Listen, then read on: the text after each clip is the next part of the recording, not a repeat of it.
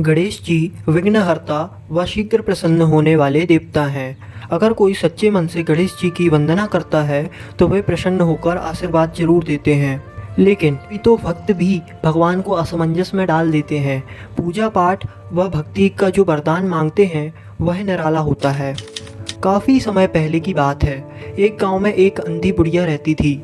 वह गणेश जी की परम भक्त थी। आंखों से भले ही दिखाई नहीं देता था, लेकिन वह सुबह शाम गणेश जी की वंदना में मग्न रहती थी।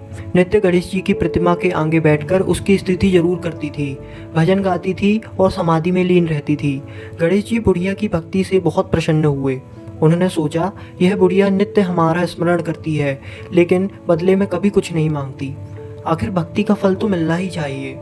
यह सोचकर गणेश जी एक दिन बुढ़िया के सम्मुख प्रकट हुए और बोले, तुम हमारी सच्ची भक्त हो। जिस श्रद्धा व विश्वास के साथ हमारा स्मरण करती हो, हम उससे प्रसन्न हैं। इसलिए तुम जो वरदान चाहो हमसे मांग सकती हो। बुढ़िया बोली, हे प्रभु, मैं तो आपकी भक्ति प्रेम भाव से करती हूँ। मांगने का तो मैंने कभी सोचा ही नहीं था, इसलिए मुझे कुछ नहीं चाहिए। गणेश जी पुनः बोले, हम वरदान देने के लिए आए हैं। बुढ़िया बोली, हे सर्वेश्वर, मुझे मांगना तो नहीं आता।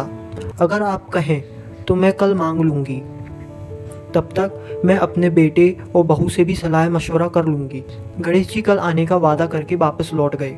बुढ़िया का एक पुत्र व बहू थी। बुढ़िया ने सारी बात उन्हें बताकर सलाह मांगी। बेटा बोला, माँ तुम गणेश जी से ढेर सारा पैसा मांग लो, सब सुख चैन से रहेंगे। बुढ़िया की बहू बोली, नहीं, आप एक सुंदर पोते का वरदान मांगो। वंश को आगे बढ़ाने वाला भी तो कोई चाहिए। बुढ़िया बेटे और बहू की बातें सुनकर असमंजस में पड़ गई। उसने सोचा, यह दोनों तो अपने मतलब की बात कर रहे हैं। बुढ़िया ने पड़ोसियों से सलाह लेने का मन बनाया। उसने बुढ़िया को समझाया कि तुम्हारी सारी जिंदगी दुखों में कटी है। अब जो थोड़ा जीवन बचा है वह तुम सुख से व्यतीत करो। धन या पोते का तो तुम क्या करोगी? अगर तुम्हारी आंखें ही नहीं है तो यह सांसारिक वस्तुएं तुम्हारे लिए किसी काम की नहीं। इसलिए तुम अपने लिए दोनों आंखें मांग लो। बुढ़िया घर लौट आई। बुढ़िया और भी सोचने में पड़ गई। उसने सोचा, कुछ ऐसा मांग लूं जिससे मेरा बहू व बेटे सबका भला हो जाए। लेकिन ऐसा क्या हो सकता है? बुढ़िया कभी कुछ मांगने का मन बनाती तो कभी कुछ, लेकिन कुछ भी निर्धारित नहीं कर पाई।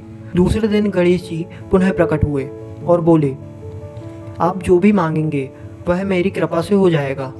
यह हमारा वचन है। गणेश जी के पावन वचन सुनकर बुढ़िया बोली, हे गणराज, यदि आप मुझसे इतना प्रसन्न हैं तो कृपया मुझे मन इच्छित वरदान दीजिए।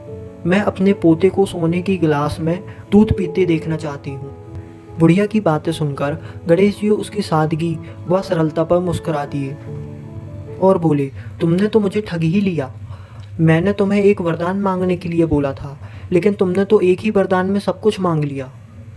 तुमने अपने लिए लंबी उम्र और दोनों आंखें मांग ली, बेटे के लिए धन व बहू के लिए पोता भी मांग लिया। पोता होगा, ढेर सारा पैसा होगा, तभी तो वह सोने के गिलास में दूध पिएंगे। पोते को देखने के लिए तुम जिंदा रहोगी, तभी तो तुम देख पाओगी। अब देखने के लिए दो आंखें भी देनी ही पड़ेगी। फिर भी वह बोले, जो तुमने मांगा वे सब सत्य होगा।